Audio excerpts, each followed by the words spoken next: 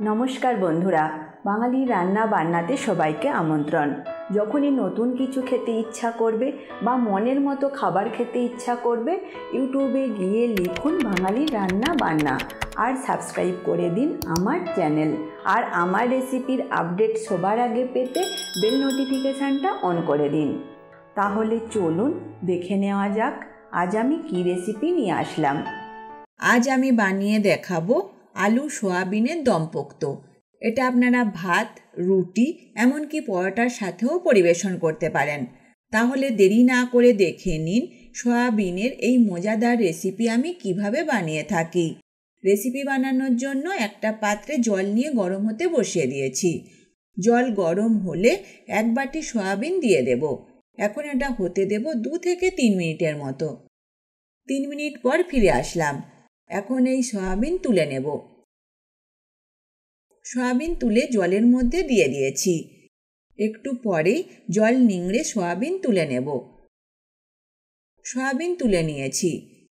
এরপর রান্না করবার জন্য কড়াই বসিয়ে দেব। রেসিপিটা আমি বানাবো সর্ষের তেল দিয়ে। গরম তেলে আলু দিয়ে দেব। আলু ভেজে নেব। আলু ভেজে নিয়েছি। এখন এই ভাজা আলু তুলে নেব। এই তেলেই সোয়াবিন দিয়ে দিচ্ছি। এখন সোয়াবিন ভেজে নেব। সোয়াবিন ভেজে নিয়েছি। এখন এগুলো তুলে নেব। ভাজা আলু আর সোয়াবিন তুলে নিয়েছি। এই দুটো উপকরণ মিলিয়ে আমি নিয়েছি 500 গ্রাম। সোয়াবিন আর আলু খুবই গরম, তাই একটু ঠান্ডা হতে দেব। একটু পরেই ফিরে আসলাম। এখন এর মধ্যে 3 টেবিল চামচ টক দই দিয়ে দিচ্ছি। লঙ্কা গুঁড়ো আধা চা চামচ, হলুদ গুঁড়ো আধা চা চামচ, ধনে গুঁড়ো 1 চামচ, জিরে গুঁড়ো 1 চামচ, আদা রসুন বাটা 1 চামচ আর দেব পরিমাণ মতো নুন। এখন এই সব উপকরণ একসাথে মেখে নেব। সব উপকরণ একসাথে মেখে নিয়েছি। এরপর রান্না করবার জন্য আবারও কড়াইতে তেল দেব।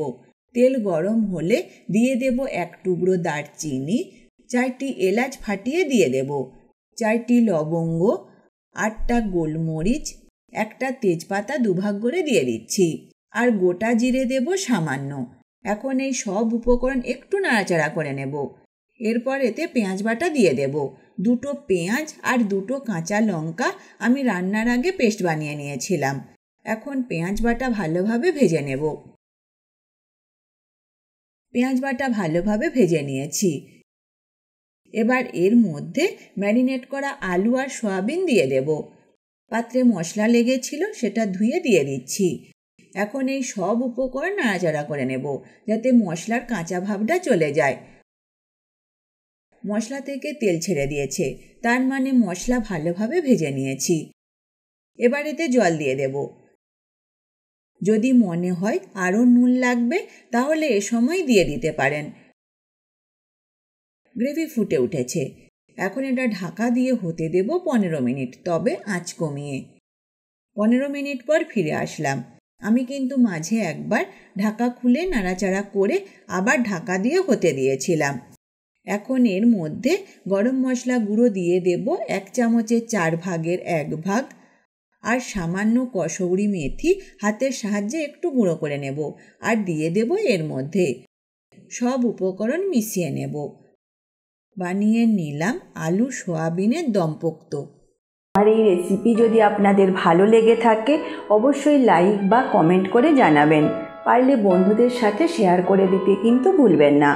আজ তবে এই পর্যন্ত থাক। আবার দেখা হবে নতুন এক রেসিপির সাথে। ভালো থাকবেন, সুস্থ থাকবেন। ধন্যবাদ।